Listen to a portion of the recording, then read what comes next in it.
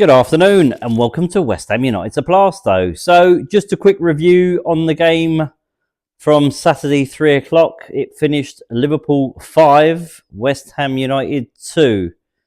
On our side, it don't really reflect the game. I suppose on theirs neither, if they're being brutally honest. We should have scored more. They could have well scored more. Just a bit deflating. I mean, it's bad enough with the Bournemouth game when we didn't take our chances.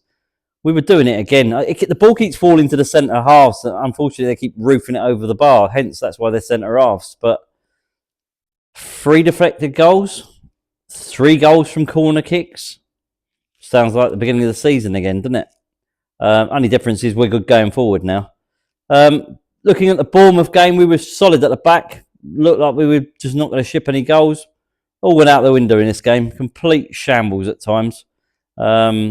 Match of the day highlighted it, as much as I don't want to be dropping any names in here. Tatty having to pick up 2 players. I mean, what the fuck is going on there?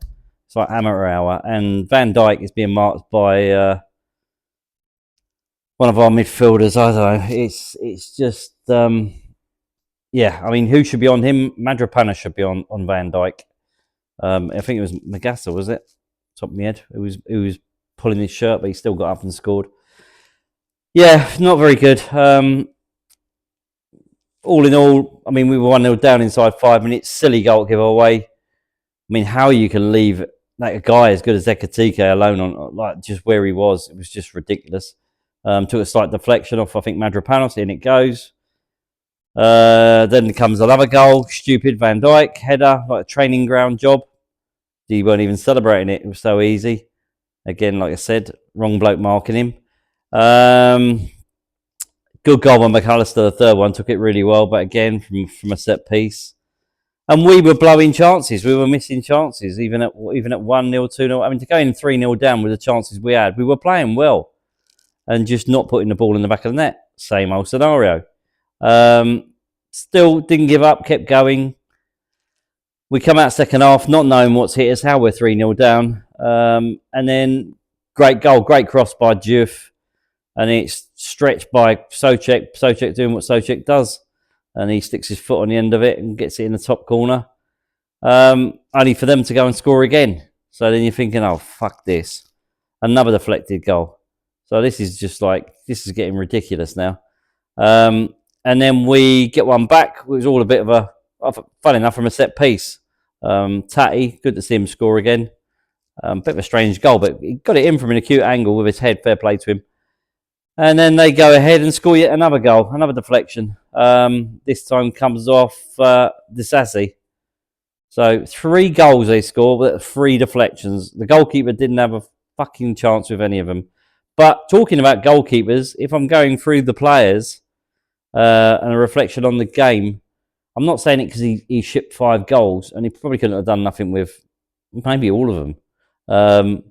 But wasn't very commanding. I mean, he's not the tallest of blokes.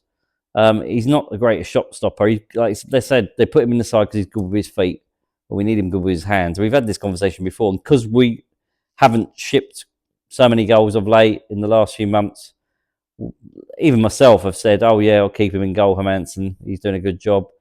White's going for us.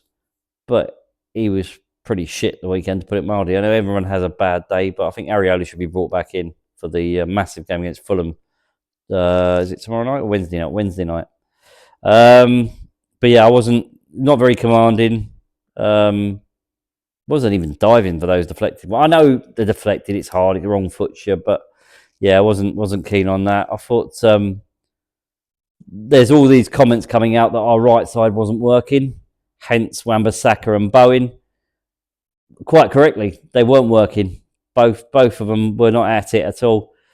Now, I know I said this on the preview to the video regarding the game itself, but Bowen, if we're thinking about it, and if we're really, really thinking about it, Bowen could be there, or should I say, won't be there, be it we stay up or we go down. Because if we're going to see selling our best players, I know you don't want to leave, but if we're 150 million quid in debt and these owners don't put their hands in their pockets, we've got no fucking choice but to lose these players. And Bowen, unfortunately, could be playing. And this was why because his form's been shit the last 2 straight 3 games. And it's probably because he's thinking, I'm not going to be here next year. World Cup's coming up as well. So he probably don't want to get injured. So there's a few things there that are not doing us any favours. I don't know if it's take the captaincy off, give it to Madripanos and let him get the ump and then hopefully play. I'm not sure because he's world class. He is world class. He's our best player. But yeah, maybe that's why he's been off form of late. I don't know. I'm not, but I'm just thinking out loud. Us not having Pablo, loads of people have said it. It is affecting us. Tati looks isolated up there on his own. With Pablo being so close, it did work extremely well. The only good thing is that he is coming back before the end of the season. The only thing is it could be too late. So that was that, basically. A 5-2 that was never a 5-2. Could have been 7-4, like someone said. But we should have put our chances away. I mean, they missed a couple of sitters as well. But 3 deflected goals, come on. And three goals from set pieces is shocking for us. So really deflated, like I'm sure everybody was. And also the banner scenario with the protests. I mean, that's disgusting. There's people getting banned at West Ham from going to the London Stadium because of having banners and so forth saying, oh, they're too big. They're not, is what they're saying, obviously. The propaganda stuff is getting really fucking shit. And I thought Liverpool might, being a people sort of club, might have had our back a little bit. But if they've been read the right act and told what to do by their bosses, and they don't want to lose their jobs, like it's been said on other podcasts and YouTube channels, yeah, you don't blame them. But yeah, confiscating Brady and Sullivan out cards and banners is just taking the piss. But yeah, we'll just forget that game and move on. The good thing is we've got a game, like we said, Wednesday, so it's not long till Fulham. Going on to Sunday, yesterday, well, Palace lost, which people are thinking, oh, Palace is too far above us. They've had a couple of good wins. Yeah, they have, but they're still on free fall. There's still a lot of animosity at that club, unfortunately, with the manager and the board and the fans. So they're not out of the woods yet. Leeds lost, obviously, the other day, which I think they'll be safe. They're too good. But certainly the home form's too good. But the most important thing was Forest lost and Spurs lost, which was huge for us yesterday. So we're still 2 points behind Forest and 4 points behind Tottenham. So we need a win against Fulham. No draws, we need a win. Now, Fulham looked good yesterday, but it looked like it got tired towards the end. So if we can keep it tight until the end of the game, who knows? I'll do that on a preview, probably tomorrow. But back to the Liverpool game. Yeah, just one to forget. Still played well, but playing well is not what we need. We need points. So let's roll up our sleeve, boys. Go again. But put these fucking chances away. We're creating enough chances and playing some good football. Some of it was unlucky with a couple of efforts, but we need to put the ball in the back of the net and stop conceding on corners. I would change the goalkeeper. I would change the goalkeeper and put Wilson up there with Tati. Just go at them. So, anyway, that's it for now. Thanks for watching. Please like and subscribe. I'd like to hear your comments on here.